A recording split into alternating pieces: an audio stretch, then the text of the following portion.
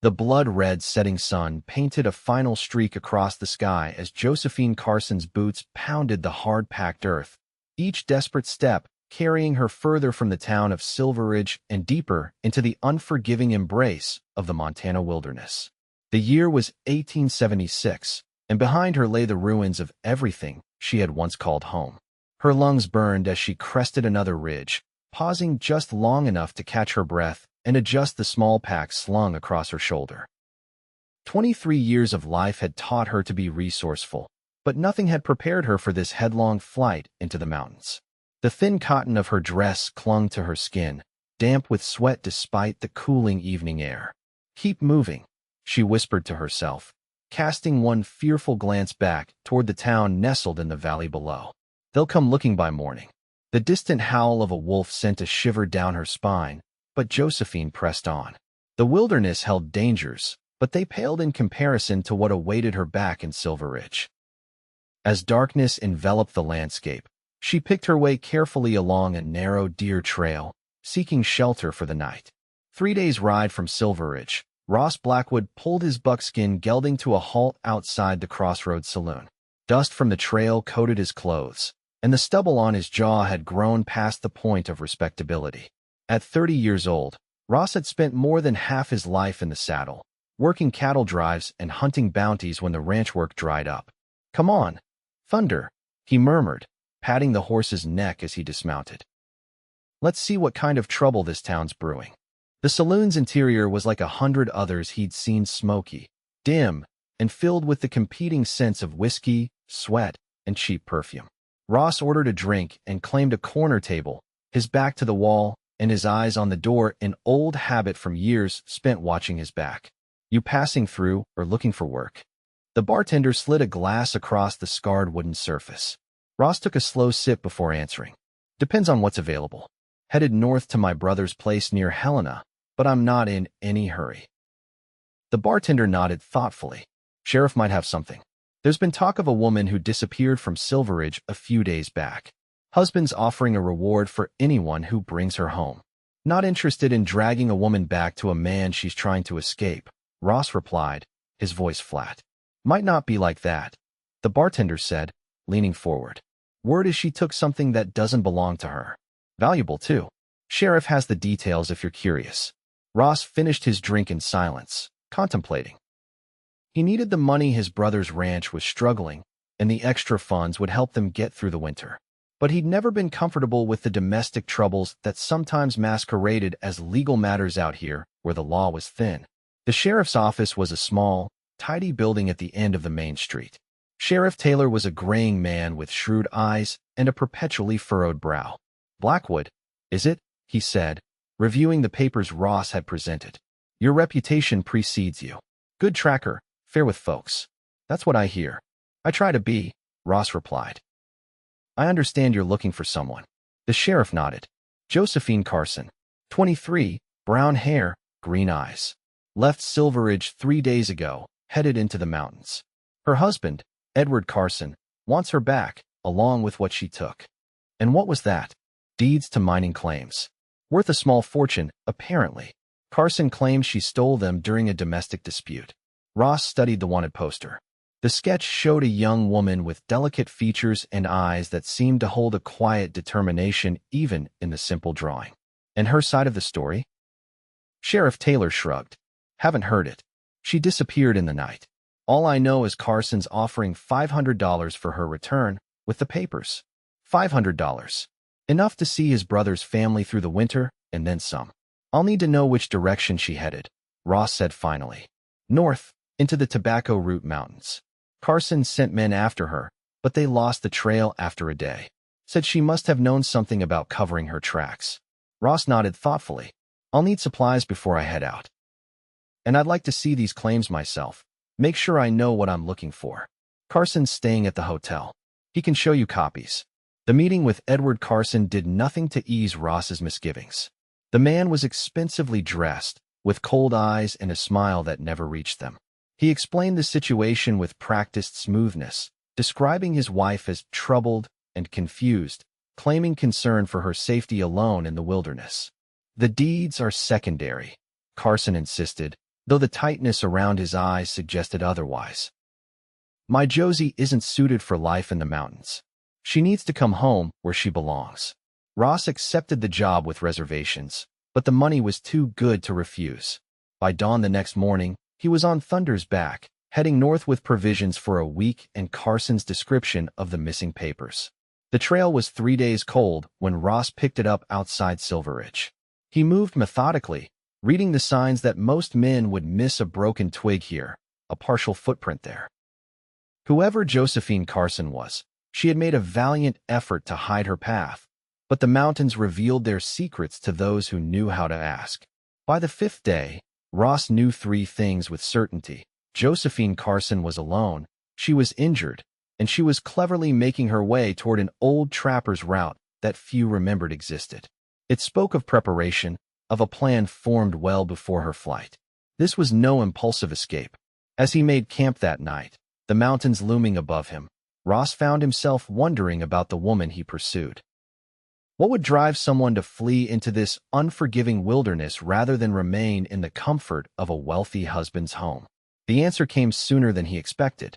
The 6th day dawned cold and clear. Ross had just crested a ridge when he spotted a thin wisp of smoke rising from a sheltered hollow below. He approached cautiously, leaving Thunder secured to a tree as he continued on foot. Drawing his revolver, he moved silently through the underbrush until he could see the small camp. A woman sat beside a tiny, well-concealed fire, her attention focused on bandaging her ankle. Even from a distance, Ross could see the painful swelling. She wore men's trousers and a flannel shirt too large for her frame, her brown hair tied back in a practical braid. A small pack and what appeared to be a wrapped bundle of papers lay beside her. As Ross watched, calculating his approach, a twig snapped beneath his boot. The woman's head jerked up, eyes wide with alarm. In an instant, she had a small revolver in her hand, pointed directly at the bushes where he stood concealed. "Come out where I can see you," she called, her voice steady despite the fear evident in her expression. "I'm not afraid to shoot." Ross slowly emerged from the underbrush, his own weapon held non-threateningly at his side. "Miss Carson? I'm not here to hurt you." "That's Mrs. Carson," she corrected, her aim unwavering. "And I know exactly why you're here. Edward sent you. He's offering a substantial reward," Ross admitted, seeing no point in deception. "I'm sure he is." Bitterness tinged her words. "Did he tell you why I left?" "He said you took some mining deeds that belonged to him." A short, humorless laugh escaped her. "Of course that's what he told you." "Did he mention they belonged to my father? Or that Edward falsified documents to steal them after my father died?" Her green eyes flashed with anger. "Did he happen to mention that he threatened to kill me when I discovered what he'd done?" Ross studied her carefully. The fear in her eyes was real, as was the determination. "No, he left those details out." "I imagine he did." Josephine kept the revolver trained on him, but Ross could see the slight tremor in her hand now. Whether from fear or exhaustion, he couldn't tell. "So what happens now, Mr. Blackwood?" "Ross Blackwood." He slowly holstered his weapon as a show of good faith. "And that depends on you, Mrs. Carson. I was hired to bring you and those papers back." "I'm not going back," she said firmly. "Those claims are all I have left of my father. Edward married me to get them, and when my father unexpectedly changed his will to leave them directly to me, Edward forged documents to transfer ownership. I have proof of the forgery in these papers."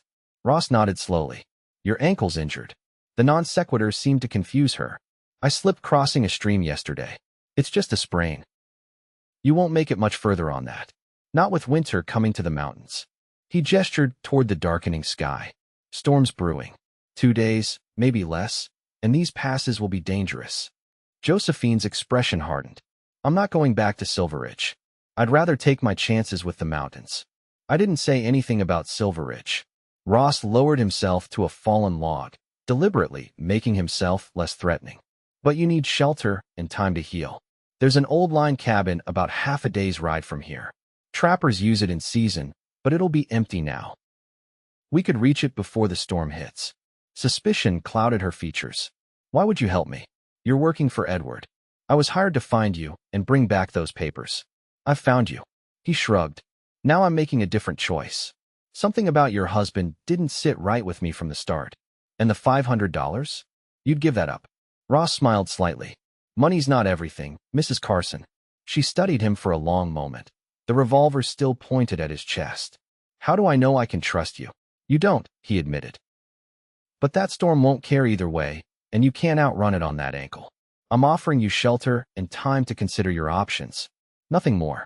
The rain began shortly after noon, a light drizzle that promised to strengthen as the day wore on.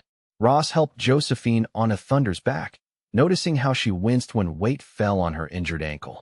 The small bundle of papers never left her possession, secured inside her shirt. They rode in silence for the first hour, Josephine perched in the saddle while Ross led the horse on foot.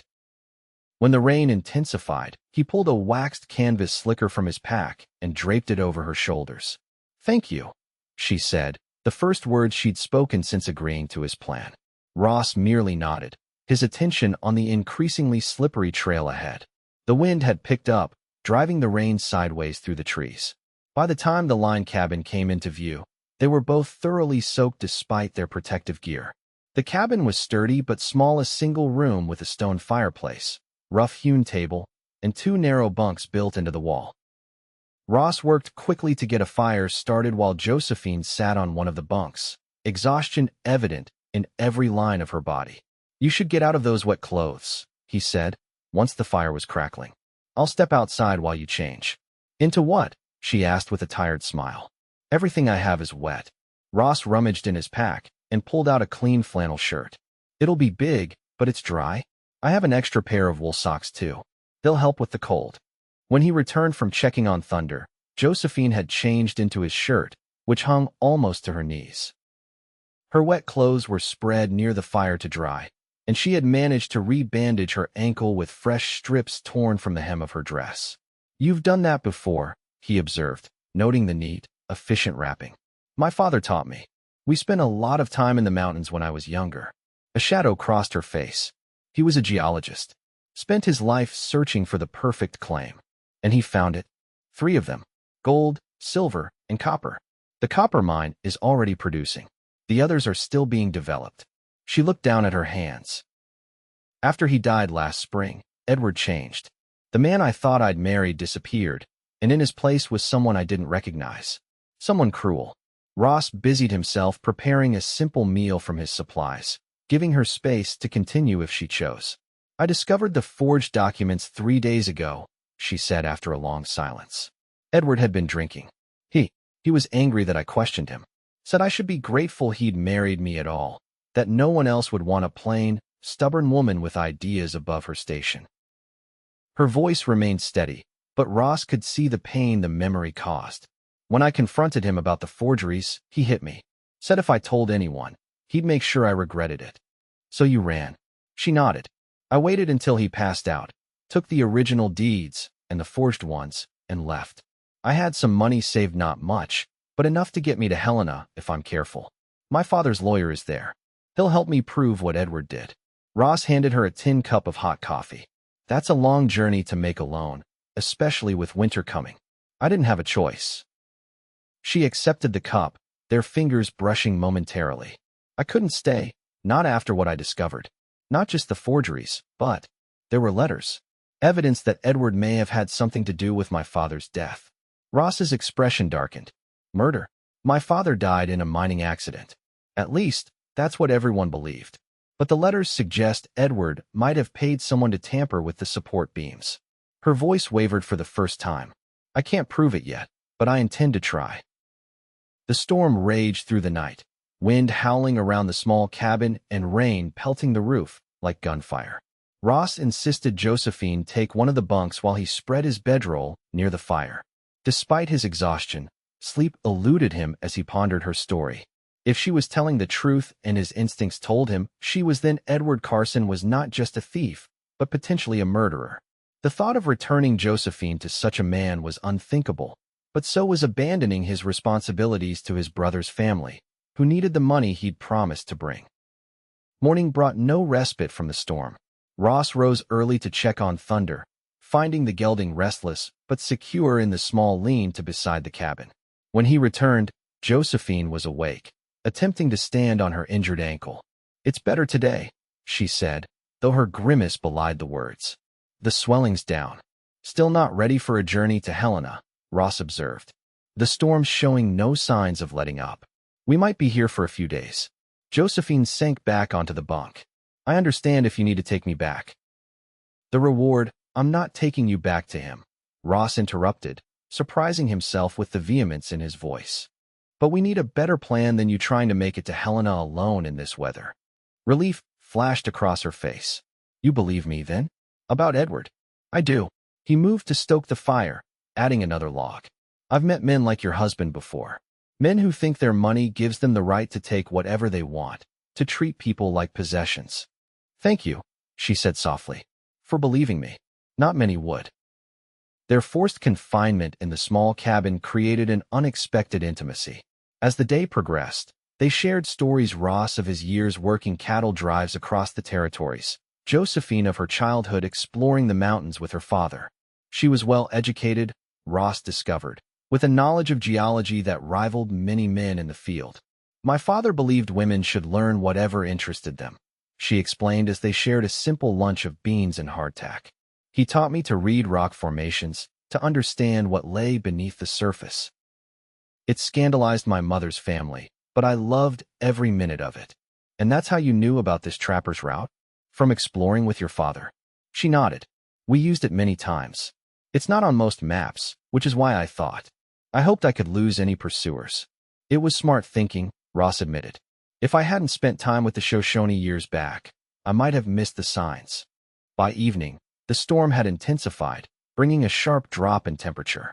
Ross ventured out to gather more firewood, returning soaked and chilled to the bone. Josephine had prepared hot coffee and arranged his bedroll closer to the fire. Your turn to get warm, she said, handing him a cup. You've been taking care of me all day. As the fire's warmth slowly penetrated his cold limbs, Ross found himself studying Josephine in the flickering light.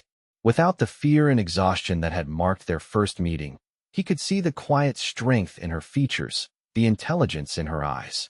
She was not conventionally beautiful, perhaps, but there was something compelling about her face that drew his gaze. She caught him looking and offered a small smile. What is it? Just thinking that your husband was wrong, he said without thinking. About what? When he said no one else would want you. That you're plain. The words tumbled out before he could stop them. It's not true. A flush spread across her cheeks. You don't need to say that. I'm not in the habit of saying things I don't mean, Mrs. Carson. Josephine, she corrected gently. Or Josie, if you prefer. I've never cared for the formality of Mrs. Carson. Josephine, he repeated, liking the way it felt in his mouth. It suits you. The storm continued for 3 days, forcing them to remain in the close quarters of the cabin.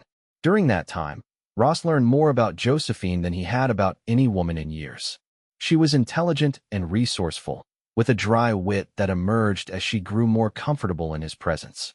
She spoke of her dreams to continue her father's work, to develop the mines responsibly, to create opportunities for the community around Silver Ridge. In turn, Ross found himself sharing thoughts he'd rarely voiced aloud. His hopes to someday have a place of his own, his disillusionment with the increasingly violent nature of bounty hunting, his concern for his brother's struggling ranch. Why not settle there? Josephine asked on the third evening as they shared the last of Ross's coffee. With your brother, I mean. Ross shook his head. James has his family.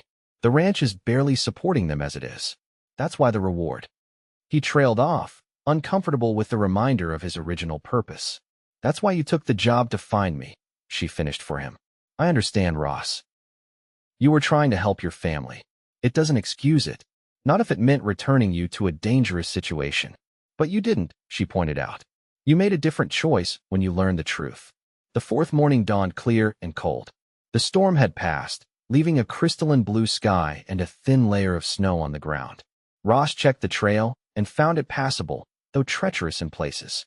We should be able to move on tomorrow if your ankle's ready, he told Josephine when he returned. The snow's not deep yet. She nodded, but he could see the worry in her eyes. And then what? I still need to reach Helena, and you. I'll take you to Helena, he said decisively. I know the territory, and you shouldn't travel alone. But what about the reward? Your brother's ranch. Ross had spent the night considering this very question. I'm not sure yet. but I know I can't in good conscience return you to Carson. And those papers rightfully belong to you. Relief washed over her face. Thank you, Ross. I don't know how I'll repay you, but you don't need to repay me for doing what's right. He interrupted gently.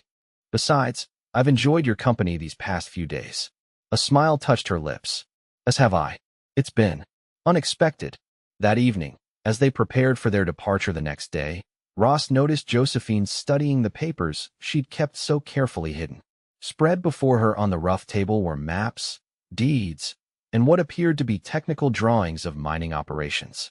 May I? He asked, gesturing to the documents. She hesitated only briefly before nodding. These are the originals, she explained, pointing to several yellowed pages with her father's signature. And these are Edward's forgeries. See the difference in the handwriting? And here, the dates don't align with when my father was actually present to sign. Ross examined the papers carefully.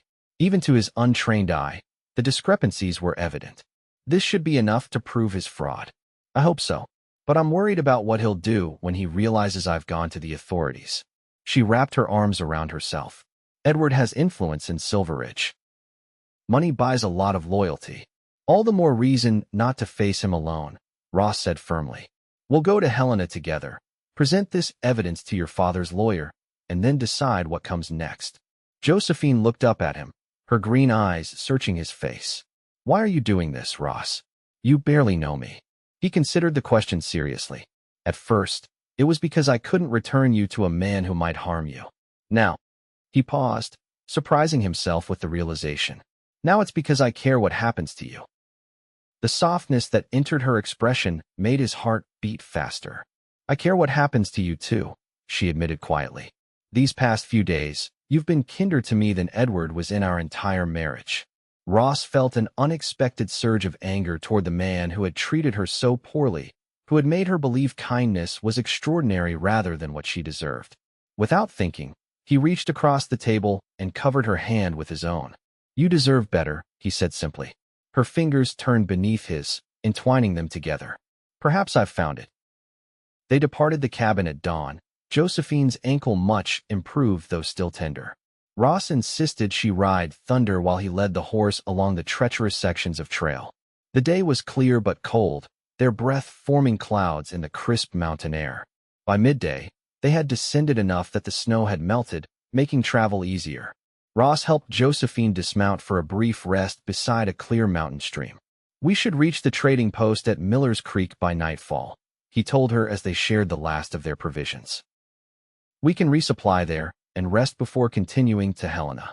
Miller's Creek, she repeated thoughtfully. Isn't that where the stage route passes through? Ross nodded. Every Tuesday and Friday, weather permitting. What? I was thinking. Edward will be looking for a woman traveling alone or with one man. But what if we took the stage? We'd blend in with other passengers. It might be safer. Smart thinking, Ross agreed. Friday's only 2 days away. We could stay at Miller's Creek until then. As they prepared to continue their journey, Ross noticed Josephine staring back up the mountain, her expression contemplative. Having second thoughts? He asked. She shook her head. No, just thinking about how different things would be if I hadn't run that night. If I'd stayed, tried to reason with Edward. A shudder passed through her. I made the right choice, but it was terrifying. I've never been so frightened. You're braver than you give yourself credit for, Ross said. Not many would have had the courage to leave everything behind and strike out alone. I wasn't brave. I was desperate. Sometimes they're the same thing. He helped her back onto Thunder. Besides, you weren't really alone. Not for long. She smiled down at him, the sunlight catching in her hair. No, not for long. Miller's Creek proved to be little more than a trading post, a small inn, and a handful of cabins clustered around a stage stop. Ross secured them separate rooms at the inn, a luxury after the close quarters of the line cabin, and arranged for passage on Friday's stage to Helena. The proprietor, a weathered woman named Martha, took one look at Josephine's still tender ankle and insisted on preparing a hot bath and a proper meal for them both. You look like you've had a rough journey, she observed shrewdly. Newlyweds heading to Helena to start fresh? Ross opened his mouth to correct her assumption, but Josephine spoke first. Yes, that's right. Ross and I were married in Silver Ridge last week. She slipped her hand into his. giving him a meaningful look. We're looking forward to our new life together. When Martha left to prepare their rooms, Ross raised an eyebrow questioningly. A married couple attracts less attention than a single man traveling with an unrelated woman, Josephine explained in a whisper. And if Edward's men come asking questions, they'll be looking for a woman alone, not a newlywed couple. Quick thinking, Ross acknowledged, impressed by her strategic mind. Though you might have warned me before I became a husband. Her laugh was warm and genuine. Consider it payment for rescuing me from the mountains. The hot bath and clean clothes worked wonders for Josephine's spirits. When she joined Ross for dinner in the small dining room, her cheeks had regained their color, and she had arranged her hair in a becoming style that softened the lines of her face. You look. Ross searched for an appropriate word as she took the seat across from him. Clean, she suggested with a smile. Beautiful, he corrected softly. The blush that spread across her cheeks only enhanced the effect. Thank you. Martha loaned me some hairpins and this shawl. She touched the soft wool draped around her shoulders. She's been very kind. People respond to kindness in others, Ross observed. And you have a way of bringing out the best in those around you. They lingered over dinner, speaking in low voices about their plans for Helena. Josephine's father's lawyer, a man named Harrison Wells, had offices near the courthouse. With his help, she hoped to invalidate Edward's claims to the mines and possibly even pursue charges for fraud. And after that, Ross asked, will you return to Silver Ridge? The question had been weighing on his mind throughout their journey. Once Josephine was safe and her legal matters resolved, their paths would naturally diverge. The thought brought an unexpected hollow feeling to his chest. I don't know, she admitted. I can't imagine returning to the house I shared with Edward, but Silver Ridge itself. It was my home before him. My father's memory is there. She looked down at her plate. What about you? Will you continue north to your brother's ranch? That was my plan before all this. He gestured vaguely between them. Now I'm not sure what comes next. Their eyes met across the table, a current of unspoken possibility passing between them.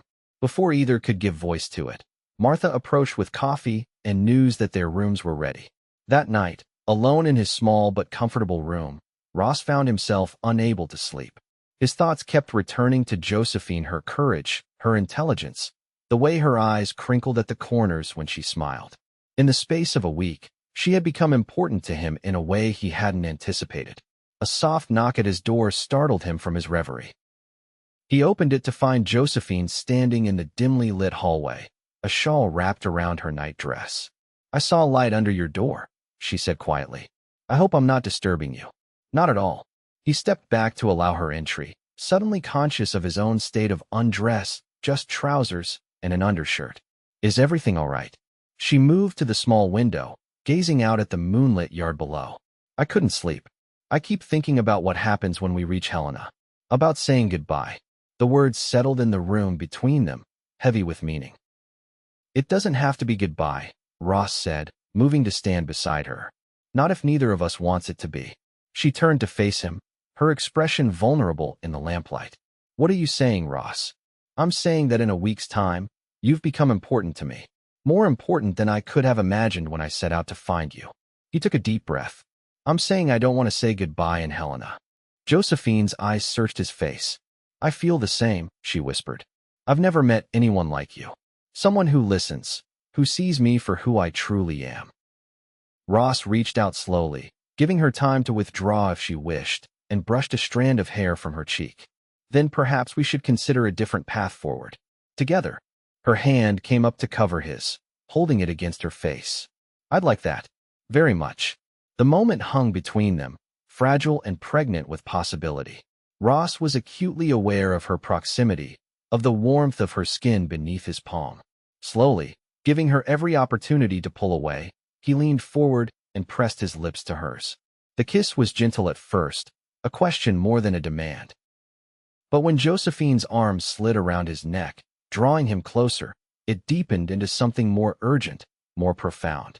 Ross felt as though something long missing had finally clicked into place, a sense of rightness that defied logical explanation. When they finally parted, both breathing more rapidly, Josephine rested her forehead against his chest. I should go back to my room, she murmured, though she made no move to step away. Probably wise, Ross agreed, equally reluctant to break the contact. We have a long journey ahead tomorrow. She looked up at him, her expression softened with affection. Good night, Ross. Good night, Josephine. After she left, Ross stood at the window for a long time, watching the moon's slow journey across the sky. For the first time in years, perhaps in his entire life, he felt the pull of something stronger than his wanderlust, the desire to build something lasting with another person. The next day passed in a pleasant haze of preparation for their journey. Ross purchased supplies while Josephine acquired a few necessities: a change of clothes, a sturdy pair of boots to replace her damaged ones, and a small valise to carry her precious documents. They maintained their newlywed pretense, which became less a charade and more a comfortable reality as the day progressed. Ross found himself reaching for her hand naturally, while Josephine would occasionally lean into his side as they walked through the small settlement. That evening, as they sat on the inn's small porch watching the sunset, Josephine broached a subject that had clearly been on her mind. If Edward's men come here looking for me, they'll have a description. Brown hair, green eyes. She twisted a strand of hair thoughtfully. I've been thinking about changing my appearance, just until we reach Helena. Ross considered this. It's not a bad idea. What did you have in mind? Martha has offered to help me cut my hair shorter, and she has a bonnet and spectacles I could borrow. Small changes, but they might be enough to prevent immediate recognition. Sensible precautions, Ross agreed. I could use a shave and a haircut myself. Further the transformation. Josephine's hand found his on the wooden bench between them. Thank you for understanding. For not thinking I'm being overly cautious. After what you've told me about Edward, I think caution is entirely warranted. He squeezed her fingers gently. Besides, I suspect you'd look lovely even with short hair and spectacles. Her answering smile warmed him more thoroughly than the setting sun. The stage was scheduled to depart at noon the following day. By mid-morning, both Ross and Josephine had completed their transformations. Ross had shaved his beard and trimmed his hair, while Josephine's once long tresses now fell in a becoming style that just brushed her shoulders. With Martha's wire-rimmed spectacles perched on her nose and a modest bonnet shadowing her features, she looked markedly different from the woman described on Edward Carson's wanted poster. My own mother might not recognize me, she said, examining her reflection in the small mirror in the inn's parlor. The spectacles make your eyes look even greener, Ross observed. It's a good disguise, but not enough to hide how beautiful you are. A blush crept up her cheeks at the compliment. You look quite different yourself without the beard. Younger. Ross ran a hand over his smooth jaw, still unused to the sensation. Let's hope it's enough to throw off anyone looking for us. They were sharing a light meal before the stage's arrival when Martha hurried into the dining room, her expression concerned. There are men asking questions in town, she said in a low voice. 3 of them, well armed. They're showing a drawing of a woman who looks a fair bit like you did yesterday, miss. Ross and Josephine exchanged alarmed glances. Did they say who they're working for? Ross asked. Martha nodded. A Mr. Carson from Silver Ridge. Said his wife ran off, and he's worried sick about her. The skepticism in her tone made it clear she didn't believe the story. They're offering money for information. How long until the stage arrives? Josephine asked, her voice remarkably steady despite the fear evident in her eyes. About an hour, but they're checking everyone leaving town. Martha twisted her apron nervously. My late husband kept a wagon in the barn out back. It's not much, but it could get you to Willow Creek. The stage stops there too, but later in the day. Ross considered their options quickly. How far to Willow Creek? About 10 miles southeast. You'd miss these men entirely. It was their best chance. Ross thanked Martha profusely as she provided directions and helped them gather their belongings. Within 20 minutes, they were in the small barn behind the inn, where an old but serviceable wagon stood ready. I'll hitch up Thunder, Ross said, already moving to retrieve his gelding from the stable. Can you drive if needed? Josephine nodded. My father taught me. I'm a bit out of practice, but I can manage. They worked efficiently, loading their few possessions and preparing to depart. Martha arrived with a basket of food and a canteen of water. Take the back trail, she advised. It's rougher going, but less traveled. Those men are watching the main road. With heartfelt thanks and promises to send word of their safe arrival, Ross and Josephine set off, the wagon bumping along the narrow track that led away from Miller's Creek. Ross handled the reins with Josephine beside him on the seat, both scanning the surrounding countryside for any sign of pursuit. "Do you think they know we were at Miller's Creek?" Josephine asked once they were a safe distance from town. "Hard to say. They might just be checking all the settlements and stage stops in the area." Ross glanced at her. "But your disguise should hold if anyone did mention seeing a woman with your description." They traveled in tense silence for the first few miles, every distant sound causing them to stiffen in anticipation. Gradually, as the road wound deeper into the forested hills and no pursuit materialized, they began to relax slightly. "Tell me about Helena," Ross said, partly to distract her from their worries. "Have you been there before?" Josephine nodded, adjusting her spectacles. "Several times with my father. It's growing rapidly. All the gold and silver strikes have brought people from everywhere. It's quite cosmopolitan for a frontier town."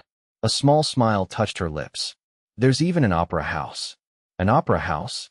Ross raised his eyebrows in exaggerated surprise. My, perhaps I should invest in a proper suit before we arrive." Her laugh eased some of the tension from her shoulders. "I think you look perfectly fine as you are. Though I must admit, I'm curious to see you dressed for an evening at the opera." "I clean up reasonably well when the occasion demands it," he assured her. "Though it's been some time since an occasion has." They continued their journey, the conversation flowing more easily as the miles passed without incident. Josephine spoke of her hopes for the future to develop her father's mines responsibly, to use some of the proceeds to establish a school in Silver Ridge. Ross shared his own dreams of someday having land of his own, a small ranch where he could raise horses. "You have a way with them," Josephine observed, watching as he handled Thunder with gentle confidence. "Your horse trusts you completely." "Trust has to be earned," Ross replied. "With horses and people both." Their eyes met briefly, an acknowledgement of the trust that had grown between them in their short time together. It was still new, still tentative in some ways, but undeniably real. They reached Willow Creek in the late afternoon, timing their arrival to coincide with the stage's scheduled stop. The settlement was even smaller than Miller's Creek, just a general store with a post office, a livery stable, and the stage depot. Ross approached the ticket agent, a thin man with spectacles similar to Josephine's borrowed pair. "Two for Helena on today's stage," he said, laying coins on the counter. "Has it arrived yet?" "Due in about an hour," the agent replied, counting the money. "Coming from Bannack, so it might be running late. Weather's been unpredictable." He glanced at Josephine, who stood examining a posted notice nearby. "You and the missus heading to Helena for business or pleasure?" "A bit of both," Ross answered easily, accepting the tickets. "My wife has family there." The lie came naturally now, and Ross realized with a start that he was beginning to think of Josephine in those terms, not as Mrs. Carson, the woman he'd been hired to find, but as his partner, someone whose future was intertwined with his own. The stage arrived as the sun was beginning to set, already carrying 4 passengers, a salesman from St. Louis, an elderly couple returning from visiting their son in Virginia City, and a young minister headed to his first parish in Helena. Ross helped Josephine into the crowded conveyance, then arranged to have Thunder transported with the stage line's remounts. As the coach lurched into motion, Josephine's hand found his in the dimness. Her fingers were cold with nervousness, and he wrapped both his hands around hers, offering warmth and reassurance. The journey to Helena would take most of the night, with 2 stops to change horses. The interior of the stage was cramped and uncomfortable, the suspension inadequate against the rutted road. Josephine eventually dozed with her head on Ross's shoulder, her body swaying with the coach's movement. Ross remained alert, watching the passing landscape through the small window and listening to the conversations of their fellow travelers. The salesman was particularly talkative, sharing news from across the territory. "Heard there was some excitement over in Silver Ridge," he mentioned casually. "Wealthy mine owner's wife disappeared. Took some valuable papers with her, from what I gather." Ross felt Josephine stiffen slightly against his shoulder, though she maintained the pretense of sleep. "Is that so?" the minister asked, interested. "Foul play suspected?" "Hard to say. The husband's offering a substantial reward for her return. Says she's confused, not in her right mind." The salesman shrugged. "Between us, The rumor in Bannack is that she found something she wasn't supposed to see. Documents that implicated him in some shady dealings. Goodness, the elderly woman exclaimed. How dreadful. Just hearsay, madam, the salesman assured her. Though they say she didn't flee alone. Word is she's traveling with a tall fellow, beard, good with horses. Might be they were in cahoots, all along. Ross kept his expression neutral, thankful for the dim light and his freshly shaved face. Beside him, Josephine remained perfectly still, though he could feel the tension in her body. The conversation eventually turned to other matters, but the implication was clear. Edward Carson had spread his version of events widely, painting Josephine as mentally unstable and Ross as her co-conspirator. It would make their task in Helena more challenging. When they stopped to change horses around midnight, Ross helped Josephine down from the coach to stretch her legs. In the privacy of the small way station's yard, she finally spoke of what they'd heard. He's trying to discredit me before I can present the evidence, she said, her voice tight with anger. Making me sound deranged so no one will believe me.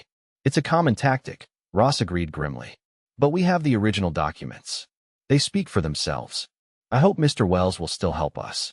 If Edward has gotten to him somehow, then we'll find another lawyer, Ross said firmly. Helena's a big place. Someone will listen. They reboard the stage for the final leg of their journey, both too tense now for sleep. As the eastern sky began to lighten with the first hints of dawn, the spires of Helena's churches came into view, followed by the sprawling buildings of the growing city. The stage depot was already bustling when they arrived, miners and merchants beginning their day's business. Ross retrieved Thunder and their belongings while Josephine, still disguised in her spectacles and bonnet, secured rooms at a modest hotel nearby. Mr. Wells's office doesn't open until 9, she told Ross when they met in the hotel's small dining room for breakfast. That gives us a few hours to rest and prepare. Ross nodded, studying her face. Despite the restless night, there was a determination in her expression that impressed him. How are you feeling? Nervous, she admitted, but resolved. After hearing that man on the stage, I know Edward is already working to undermine me. I need to move quickly. Ross corrected gently. We need to move quickly. You're not facing this alone, Josephine. Her smile was tired but genuine. No, I'm not. And that makes all the difference. They used the morning hours to refresh themselves and organize the documents Josephine had brought from Silver Ridge. Ross also took the opportunity to purchase a proper suit, nothing extravagant, but respectable enough for a meeting with a lawyer. At precisely 9 o'clock, they presented themselves at the offices of Wells and Associates, Legal Services. The clerk, a young man with carefully pomaded hair, greeted them with professional courtesy. Mr. Wells is expecting you, Mrs. Carson, he said, leading them to a well-appointed office at the rear of the building. He received your telegram from Miller's Creek yesterday. Ross exchanged a surprised glance with Josephine. Martha must have sent it on their behalf after they departed, a thoughtful precaution that might prove invaluable. Harrison Wells was a distinguished man in his 60s, with silver hair and penetrating blue eyes that missed nothing. He rose from behind his desk as they entered, greeting Josephine with evident relief. My dear Mrs. Carson, I'm so glad to see you safe. He clasped her hands warmly before turning to Ross with a questioning look. This is Ross Blackwood, Josephine explained. He's been helping me. I trust him completely. Wells nodded, gesturing for them to sit. Then I'm grateful to you, Mr. Blackwood. When I received word that Josephine had fled Silver Ridge, I feared the worst. He returned to his seat, his expression grave. Your husband has been quite vocal about your mental state, my dear. He circulated some concerning claims, none of which are true, Josephine said firmly, removing her spectacles and bonnet. Edward is attempting to discredit me because I discovered his fraud. I have the evidence right here. She placed the bundle of documents on his desk. For the next hour, they presented their case: the original deeds to the mining claims, the forged documents Edward had created, and the letters suggesting his involvement in her father's death. Wells examined each paper carefully, his frown deepening as the evidence mounted. This is most disturbing, he said finally. The forgeries are crude but would likely have gone unquestioned given Mr. Carson's standing in the community. And these letters? He tapped the correspondence thoughtfully. They're suggestive, but not conclusive regarding your father's death. However, they do establish a clear pattern of deception and possible criminal intent. What can we do? Josephine asked. Edward has resources and connections. He'll fight this. Wells considered for a moment. We need to act quickly before he can file any legal motions regarding your competency. I suggest we petition the territorial court immediately to invalidate the fraudulent transfers and restore your ownership of the mining claims. And the matter of my father's death? That will require more investigation. I have colleagues who specialize in such matters, discreet, thorough men who can examine the circumstances without attracting undue attention. Wells looked at Ross. Mr. Blackwood, may I ask about your role in this situation going forward? Ross glanced at Josephine before answering. I intend to help in any way I can. I was originally hired to find Mrs. Carson and return her to Silver Ridge, but once I learned the truth of her situation, I couldn't in good conscience complete that task. I see. Wells's shrewd eyes assessed him thoughtfully. Then you should be aware that Mr. Carson has filed charges against you for interference and theft. He claims you convinced Mrs. Carson to leave with the documents. That's absurd, Josephine protested. Ross wasn't even in Silver Ridge when I left. We met days later in the mountains. Nevertheless, the charges exist. They complicate matters, though they may also provide an opportunity. Wells steepled his fingers.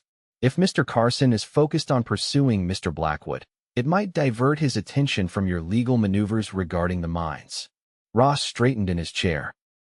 I'm willing to face those charges if it helps Josephine's case. That won't be necessary just yet, Wells assured him. For now, I suggest you both remain in Helena under assumed names. I'll proceed with the legal filings today and arrange for an investigator to begin looking into your father's accident. As they left Wells's office, a plan in place to meet again the following morning, Josephine was noticeably quiet. They walked several blocks in silence before Ross gently touched her elbow, guiding her to a small park where they could speak privately.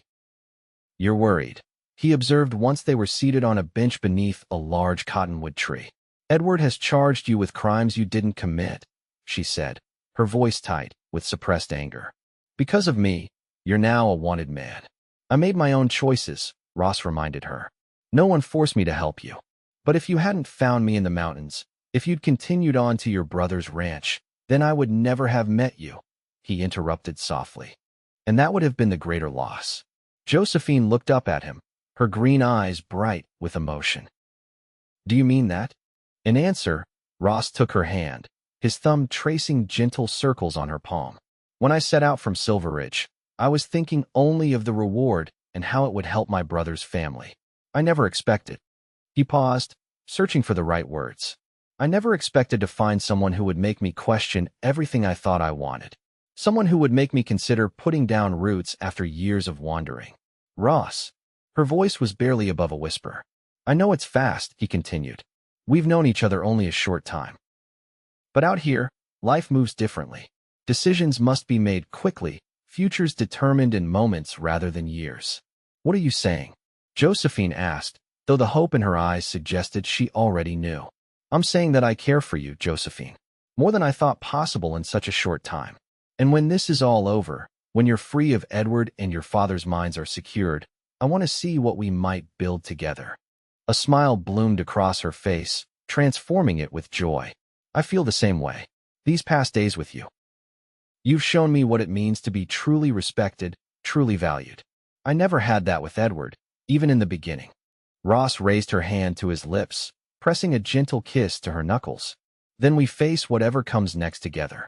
The days that followed were a whirlwind of legal meetings and cautious movements through Helena.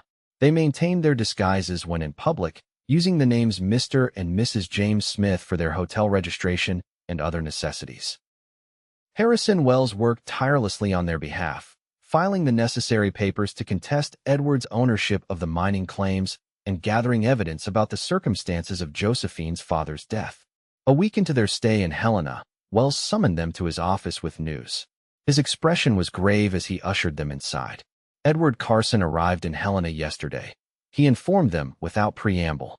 He's accompanied by 2 Pinkerton detectives and has filed formal charges of theft and conspiracy against both of you. Josephine paled, but her voice remained steady. Has he discovered where we're staying? Not to my knowledge, but it's only a matter of time. Helena is a large city, but word travels. Wells picked up a document from his desk. However, we've had a stroke of good fortune. Judge Hollister has agreed to hear our petition regarding the mining claims tomorrow morning. If he rules in our favor, it would significantly undermine Carson's credibility in the criminal charges. And my father's death? Josephine asked. Has your investigator found anything? Indeed he has. Wells passed her a folder. The support beams that failed in the mine had been tampered with, just as you suspected. And my investigator located a witness, a miner, who saw someone matching the description of Carson's foreman examining those same beams the day before the collapse. He was paid to keep quiet, but for the right price, he's now willing to testify. Ross leaned forward. That's murder. Conspiracy to commit murder, at the very least, Wells agreed. If Carson ordered it done, he's equally culpable under territorial law. Josephine's hands trembled as she opened the folder. My father always said those beams were sound. He checked them personally every morning. Her voice caught. I knew Edward was capable of deceit, but this. Ross placed a supportive hand on her shoulder. What do we do now? You need to appear in court tomorrow for the hearing on the mining claims, Wells said. It's risky. Carson will likely be there, but your testimony is crucial, Josephine. As for the murder investigation, I've taken the liberty of sharing our findings with the territorial marshal. He's considering the evidence now. They left Wells's office with a mixture of hope and trepidation. The pieces were falling into place, but Edward's presence in Helena raised the stakes considerably. As they walked back toward their hotel, Ross kept a vigilant eye on their surroundings, alert for any sign of the Pinkerton detectives or Edward himself. We should move to a different hotel, he suggested as they turned onto a less crowded side street. Somewhere Edward wouldn't think to look. Josephine nodded in agreement. There's a small boarding house near the courthouse. It caters mainly to government clerks. We might blend in there. They were discussing the logistics of their move when Ross noticed a familiar figure across the street, a man he'd seen in the saloon at Miller's Creek. One of the three who had been asking questions about Josephine. The man hadn't spotted them yet, but it was only a matter of time. Don't turn around, Ross said quietly, taking Josephine's arm. One of Edward's men is across the street. We need to get off this road without drawing attention. With practiced casualness, he guided her into a millinery shop, positioning himself so he could watch the street through the window. The man continued past, apparently unaware of their presence. He's gone for now, but they know we're in Helena, Ross said grimly. We need to move quickly. They relocated to the boarding house that afternoon, paying in advance for a week's stay.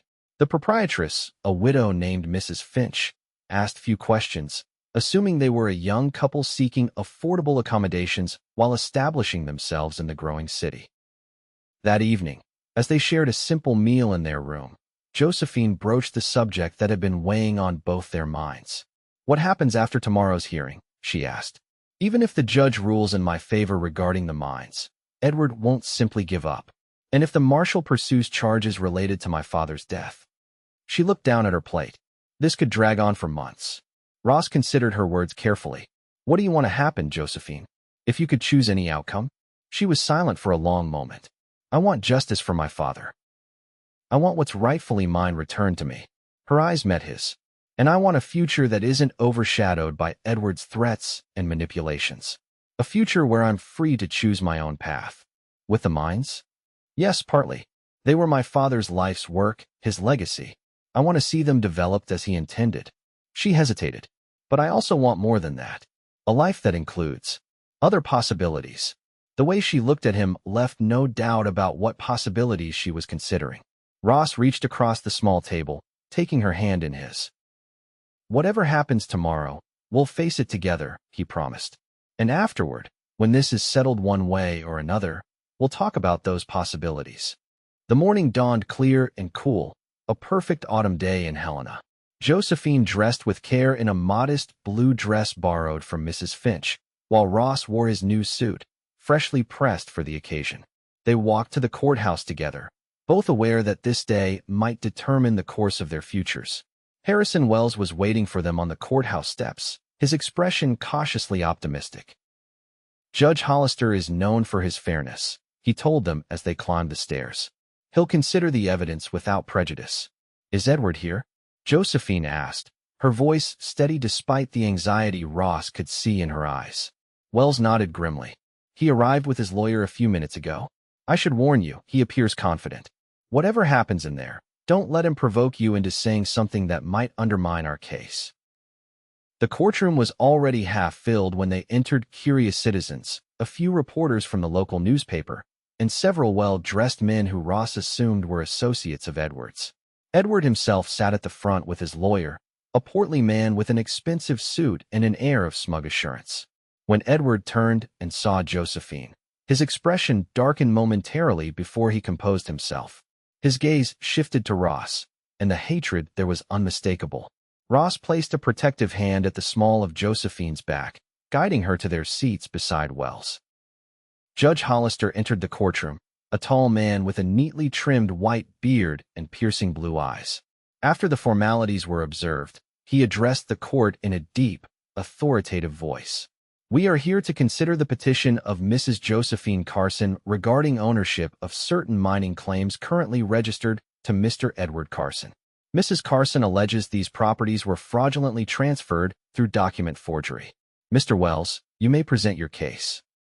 What followed was a methodical presentation of the evidence: the original deeds, the forged documents with their discrepancies highlighted, testimony from a handwriting expert Wells had engaged, and finally, Josephine herself.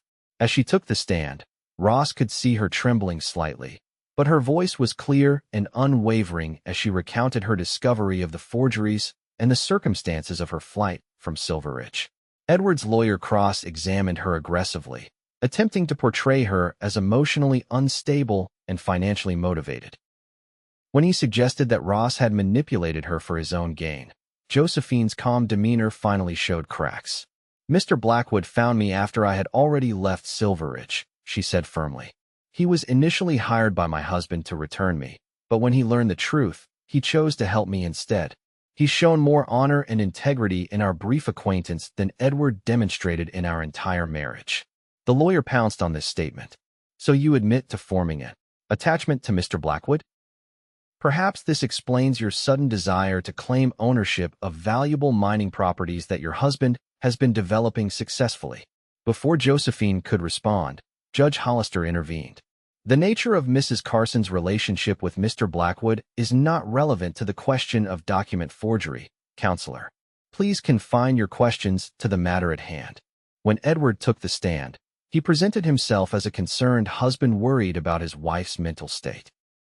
He claimed the documents in question had been properly executed, suggesting that Josephine's father had willingly transferred ownership of the mines before his death. My wife was distraught after her father's passing, Edward testified smoothly. She began to imagine conspiracies, to accuse me of manipulation. I sought only to protect her from herself, to manage the mines as her father would have wanted while she recovered from her grief. It was a compelling performance, Ross had to admit. Edward Carson was clearly accustomed to being believed, to having his word accepted without question. If not for the physical evidence of the forgeries, his version might have prevailed.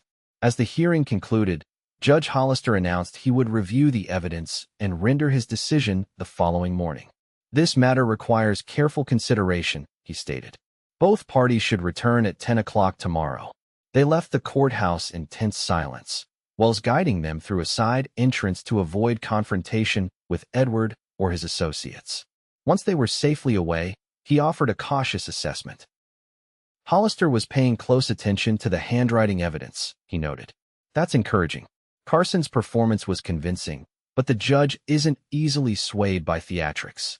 What about the marshal's investigation into my father's death? Josephine asked. Any word on that? He's questioning the witness today. If he finds the testimony credible, he may issue warrants as early as tomorrow. Wells squeezed her shoulder reassuringly. One step at a time, my dear. Let's secure the mines first, then address the larger issue. That evening, as they sat in their small room at the boarding house, Ross noticed Josephine's unusual silence. She stood by the window, gazing out at the darkening streets of Helena, her expression pensive. What are you thinking? He asked, moving to stand beside her. About what happens if we win tomorrow, she replied softly. And what happens if we don't? If we win, the mines are legally yours. Edward loses his primary motivation for pursuing you. And if we lose? If the judge believes Edward's version? Ross considered this carefully. Then we have decisions to make. About whether to stay and fight the criminal charges, or leave, she finished for him. Start over somewhere else entirely. The possibility hung between them abandoning the fight, the mines, the justice Josephine sought for her father. It wasn't what either of them wanted, but it remained an option if all else failed. Whatever you decide, Ross said, I'll support it. If you want to stay and fight, we'll fight. If you want to leave, I'll go with you. Josephine turned to face him, her eyes searching his. Do you mean that? You'd leave everything behind, your brother's ranch, your life here in the territories. The only thing I'm not willing to leave behind is you, he said simply. Everything else can be rebuilt, replaced. But what's grown between us these past weeks? That's irreplaceable to me. Her hand came up to touch his face, her fingers tracing the line of his jaw. When did you become so essential to me, Ross Blackwood? How did this happen so quickly? I've been asking myself the same question, he admitted with a smile. I don't have an answer, except that sometimes life gives you unexpected gifts. The wise thing is to recognize them and hold on. Josephine rose on her toes, pressing her lips to his in a kiss that spoke more eloquently than words of her feelings. When they parted, she rested her head against his chest, his arms encircling her protectively. Whatever happens tomorrow, she whispered, we face it together. The courtroom was packed the following morning, word having spread about the case. Edward and his lawyer sat confidently at their table, while Josephine, Ross, and Wells took their places opposite. The tension in the room was palpable as Judge Hollister entered and took his seat. After careful consideration of the evidence presented, he began without preamble. I find that the mining claim transfers in question show clear signs of document forgery.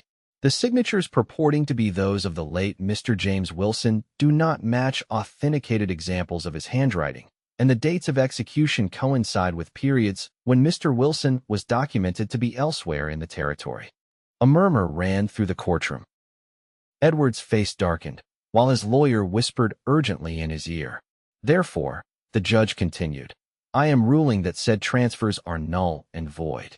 Ownership of the 3 mining claims in dispute reverts to Mrs. Josephine Carson as the legal heir of James Wilson.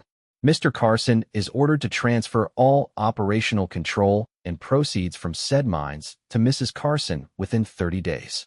Relief washed over Josephine's face. Ross squeezed her hand beneath the table, sharing in her victory. But Judge Hollister wasn't finished. Furthermore, given the serious nature of the forgery evident in these documents, I am referring this matter to the territorial prosecutor for potential criminal charges against Mr. Edward Carson. This court is adjourned. The gavel came down with finality, and the courtroom erupted in conversation. Edward rose quickly, his face contorted with anger as he strode toward their table. This isn't over, Josie, he hissed, ignoring Wells and focusing his rage on his wife. You've turned the law against me, but there are other ways to settle accounts. Before Ross could intervene, 2 men entered the courtroom and approached their group. One wore the badge of the territorial marshal. Edward Carson, the marshal said formally, I have a warrant for your arrest on charges of conspiracy to commit murder in the death of James Wilson. The color drained from Edward's face. This is absurd. You can't possibly. We have a witness, Mr. Carson. The marshal continued impassively. Your former foreman has provided a detailed statement about your instructions regarding the mine supports. He's been quite cooperative since we explained the difference between being an accomplice and a witness. As the marshal led a protesting Edward away, Josephine sat in stunned silence, her hand gripping Ross's so tightly her knuckles were white. It's over, she whispered finally. He can't hurt anyone else. Wells gathered his papers, satisfaction evident in his expression. Not entirely over, my dear.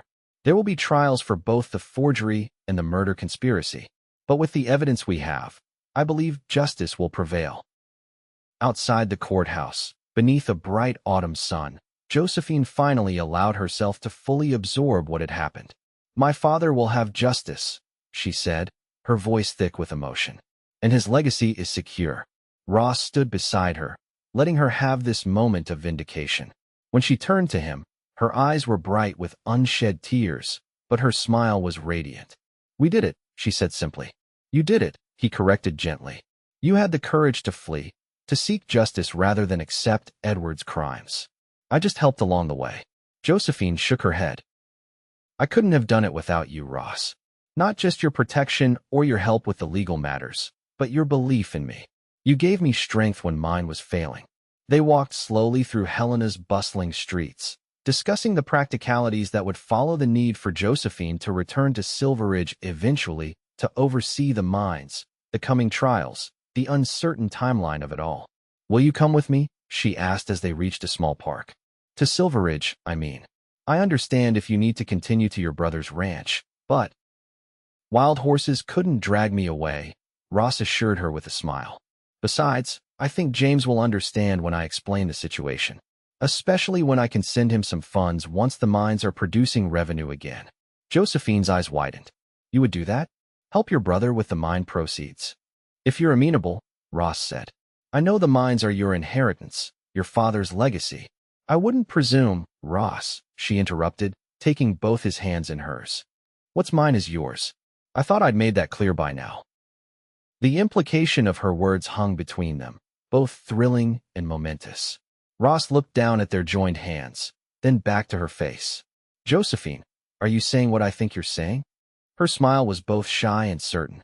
"I'm saying that I love you, Ross Blackwood, that I want to build a life with you, whether it's in Silver Ridge or anywhere else. The mines are important, yes, but not as important as what we've found together." Ross felt a surge of emotion so powerful it momentarily robbed him of speech. When he found his voice, it was rough with feeling. "I love you too, Josephine, more than I thought possible in such a short time. I want nothing more than to build that life with you." There in the public park, heedless of the curious glances from passers-by, he pulled her into his arms and kissed her with all the love and promise he felt. 3 months later, Josephine stood on the porch of a newly constructed house overlooking the valley where Silver Ridge nestled. Behind her, Ross emerged from the front door, wiping his hands on a cloth after hanging the last of the curtains Josephine had sewn. "Perfect timing," he said, wrapping his arms around her from behind. "Just finished in time to watch the sunset." Josephine leaned back against his solid warmth, savoring the simple pleasure of his presence. So much had changed since their return to Silver Ridge after Edward's trials. The town had been skeptical at first, uncertain how to receive the woman who had brought down one of its most prominent citizens.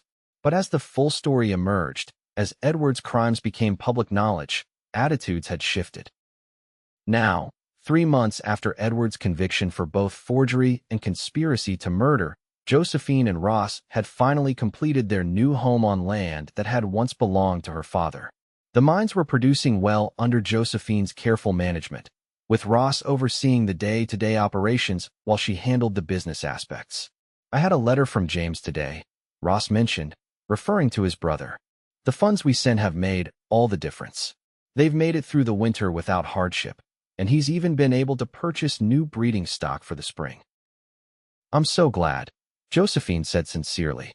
"Perhaps they can visit once the weather improves. I'd love to meet your family." "They'd love you," Ross assured her. "Almost as much as I do, Mrs. Blackwood." The name still sent a thrill through her, even 2 months after their wedding in Helena's small chapel. Judge Hollister himself had attended, along with Harrison Wells and a surprising number of Silver Ridge residents who had come to support them. "I still can't quite believe it sometimes," she admitted, turning in his arms to face him. "That we found each other in such unlikely circumstances. That everything worked out as it has." Ross tucked a strand of hair behind her ear, his touch tender. "I was hired to track a woman who fled into the mountains. Instead, I found the love I needed but never knew I was missing." As the sun set over the mountains that had both separated and united them, Josephine and Ross stood wrapped in each other's arms, grateful for the trouble that had driven her to flee and the tracks that had led him to follow the unexpected path that had brought them home.